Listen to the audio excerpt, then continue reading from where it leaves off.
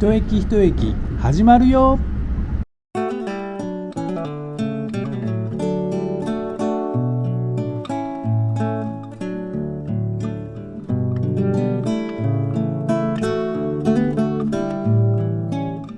今回は JR 甲子園口駅から出発します。甲子園といえば私は阪神甲子園球場しか思い浮かびません。しかしその前に向川団地に行ってみたいのです。お付き合いくださいませ。甲子園口駅は西宮駅と橘駅の間にある駅で、昭和9年1934年に営業を開始しました。島式2面4線のホームと通過線1線を持つ駅です。そして2番線には終端があり、折り返しとなります。北側は住宅と商業施設です。スーパーはコープのようですね。4番線は通過列車用となっており、快速と新快速が通過します。北口は北と南にあり、甲子園球場は南になります。向川団地も南です。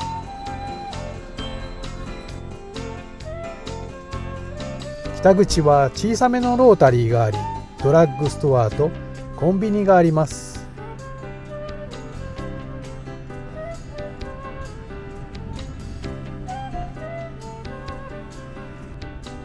レンガ調の駅舎は住宅のようにも見えますね。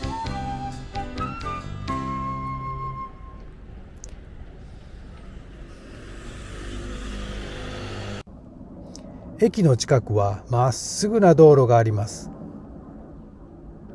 線路沿いを歩いていくとトンネルを発見。マンボウトンネルといい、レンガで作られたトンネルです。ただちと小さくないかい？通ってみよ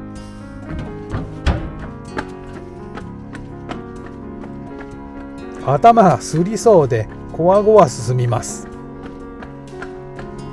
よし、もうちょっとだ。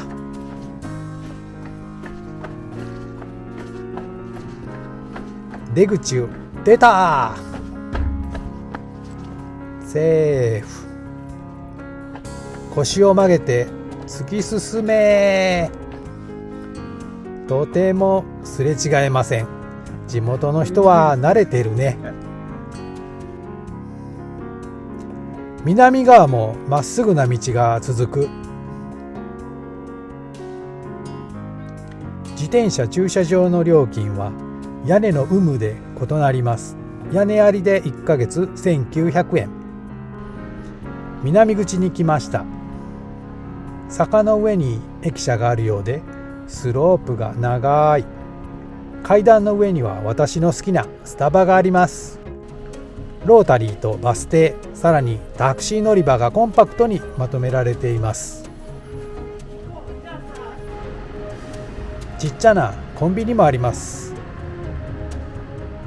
駅ビルの商業施設はビエラ甲子園口です。ロータリーの花壇には甲子園野球のメッカ、甲子園球場のある町。間違いなく野球だね。ここにも野球場があるよ。ミニ甲子園球場のスコアボードには、巨人から9回裏に2点を取り逆転勝ちしたのはもちろん阪神でした。さてと、朝食にするよ。コーヒー館に行こう。モーニングメニューの中からどれにしようか。決めた。ハムチーズトーストサンド、サラダとドリンク付きで680円。お店はとても落ち着いた雰囲気でくつろげる。コーヒーもうまいね。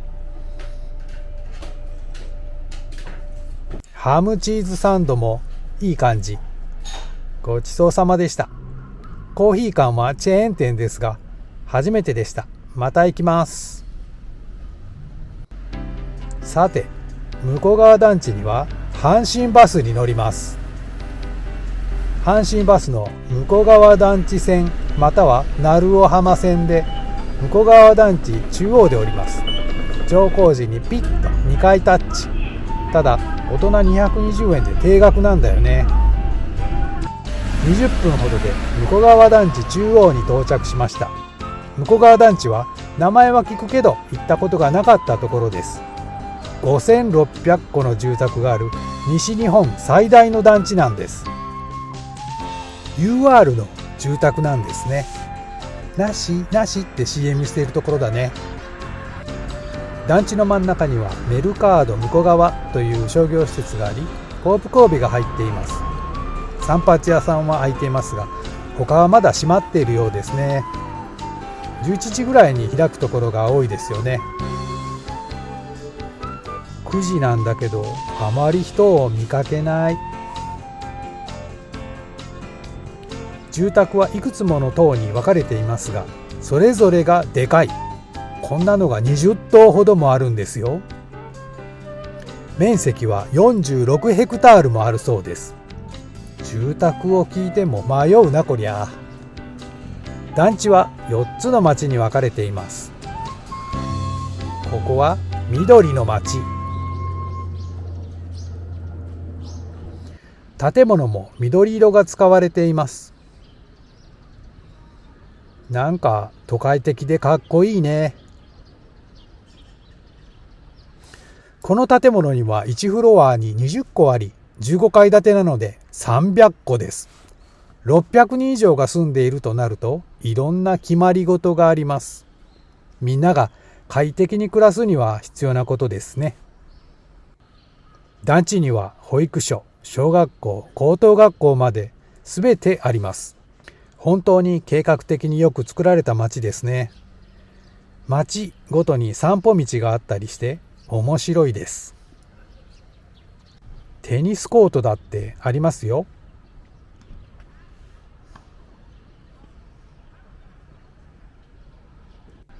こちらは木の街。薄い茶色です。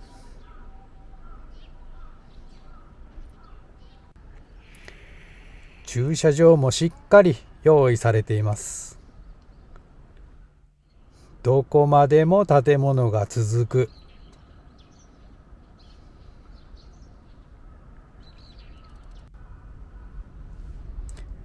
自転車置き場はぎっしり。集会所だってあります。植樹もたくさんあって景観にも配慮されています。近くには阪神向川公園駅があり、大阪まで電車で1時間ほどです。小さなお庭も作られています。花森や白木かつらを突き合わせ、江戸時代の向井巨来の俳句だそうです。それにしても巨大ですね。ここまでとは思わなかったよ。次は花の町に行こう。お、電車がある。駅でないのにどうして？阪神電車として活躍していた車両を持ってきたようですね。ちゃんと向川団地駅の駅名表まであります。本当に駅に停車しているみたい。この車両は阪神電車で特急や急行に使用する塗装色で赤銅車と呼ばれています。いい顔してる。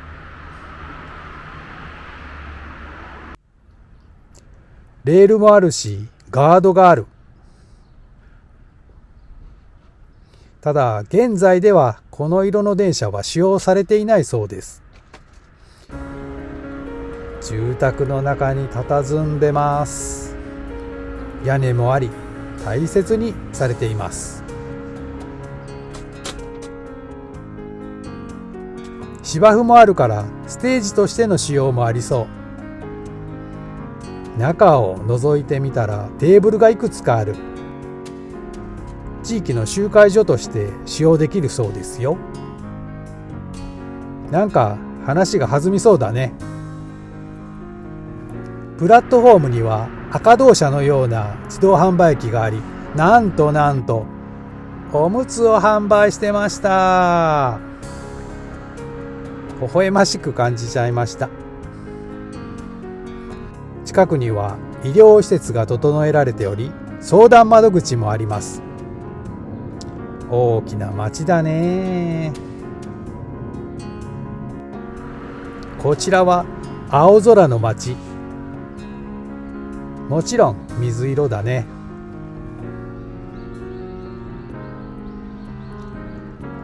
建物の間は公園のようで季節を感じられます。すると小山を見つけたよ。調べてみるとプリン山って言うそうな。白いプリンだね。山があると登りたくなるもので、てっぺんに登るとちょっとだけ見晴らしが良くなる。周りの方がずっと高いけどね。そしてぐるりと建物がある。向こう側富士とか言いそうだね。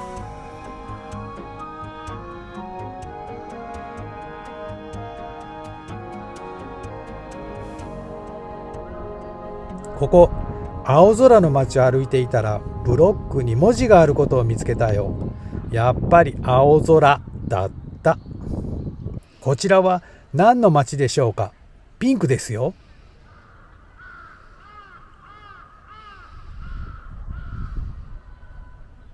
そう、花の街ですよね。多くの皆さんが生活する団地です。安全で楽しい暮らしができますようお祈りしております。お邪魔いたしました。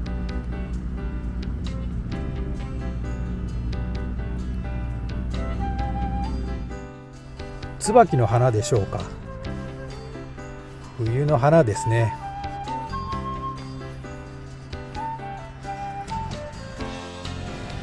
団地の近くにはマリーナがあります。マリーナはボートやヨットを係留しておくところです。車で言えば駐車場ですね。たくさんの船が係留できそうです。ナルオマリーナというそうで、会員制のようですね。ここから海に出ていくのか。素敵なレジャーだな。すぐ横には水門のモニュメントがあります。かつて使われていたものかは分かりませんが、かなり歴史がありそうです。この溝のところとか使われていたとしか思えない。横から見るとせき止めるものが上下していたことが分かります。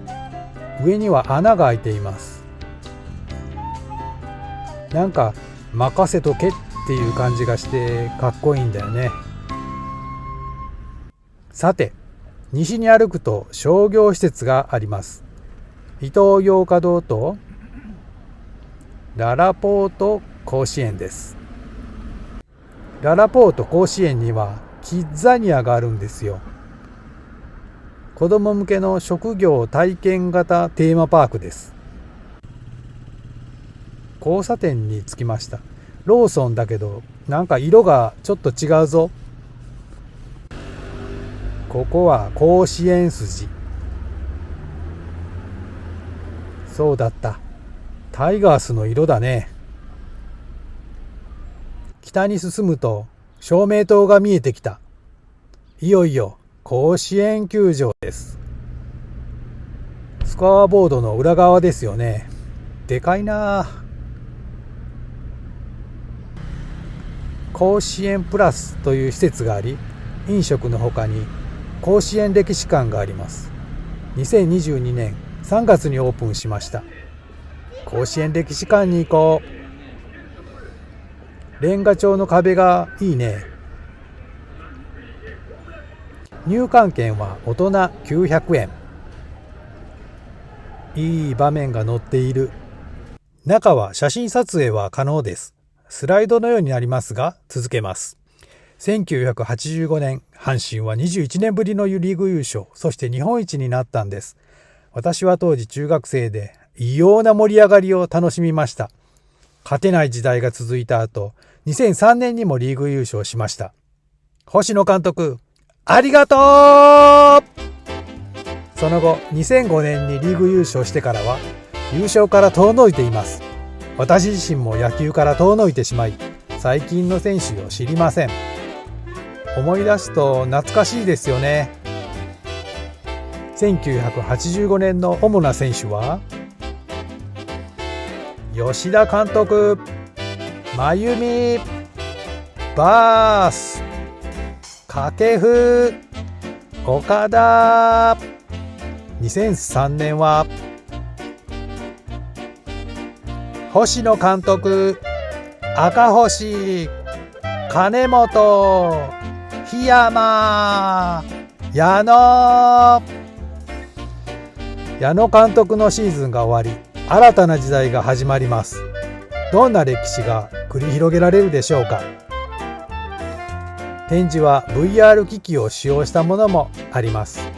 臨場感がたまりませんね。大観記念スタンプには、現在行われているイベントで赤星選手がいました。名言もあったなあ。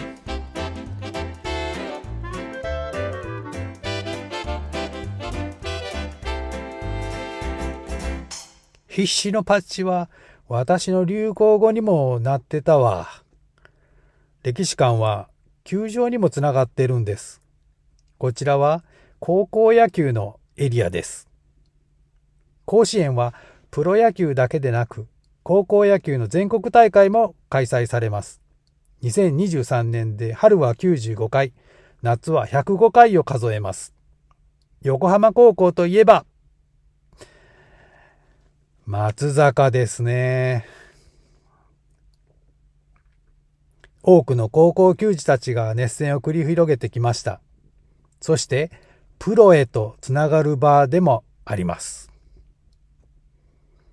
漫画にもアニメにも描かれるんですよね。甲子園球場って多くの方の青春を作っていますよね。明青学園といえばタッチですよね。みなみちゃんだ。もう音楽が頭に流れてくるよ。今も勝ち割りあるんだね。先代のスコアボードは手書きです。おお、でかいな。甲子園の地域の今昔の航空写真があります。今の向川団地や甲子園球場は、1942年は鳴尾競馬場と甲子園球場でした。リニューアルを続け、より魅力的になった甲子園球場。これからもファンを、そして甲子園球児たちを熱くさせてください。今日は何かイベントがあったらしい。中に入ってみたいな。緑の芝が眩しい。球場の壁にはツタが絡まっていて、それも甲子園らしいと思います。お邪魔しました。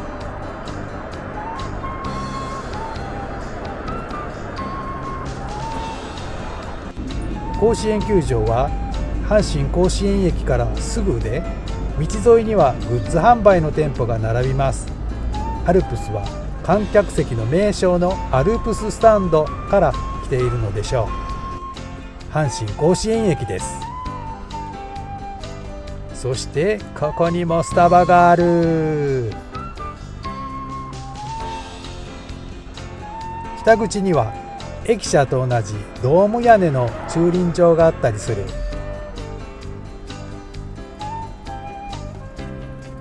北に歩くと閑静な住宅街が広がる。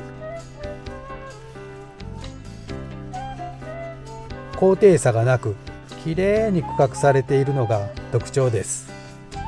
そして立派な住宅が続きます。国道2号まで来ました。西に坂を登ると向こう側が流れています。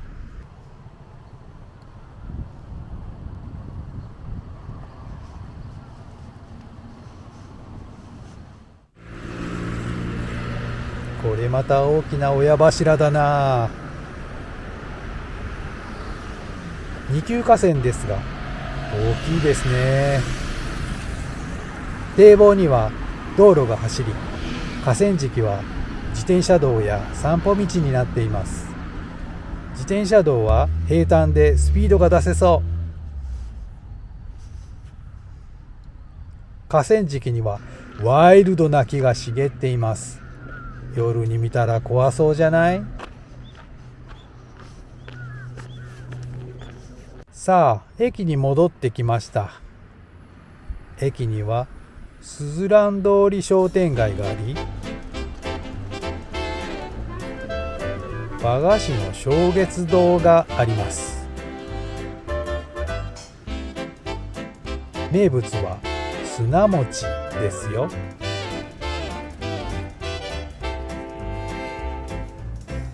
その他にも和菓子がたくさん。甲子園名物はもう一つ、とら焼きです。砂餅は不織布に包まれています。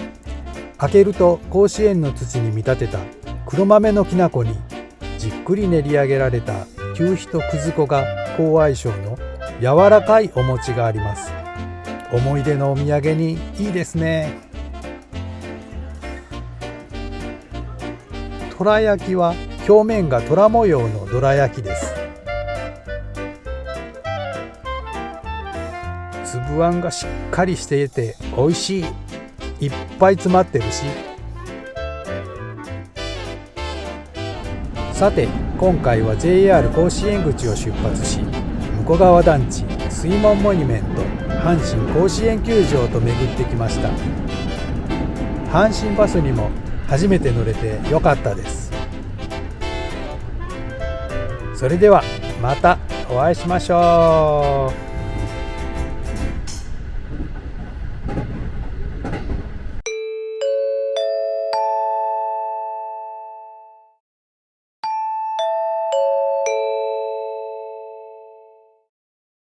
チャンネル登録と高評価よろしくお願いします。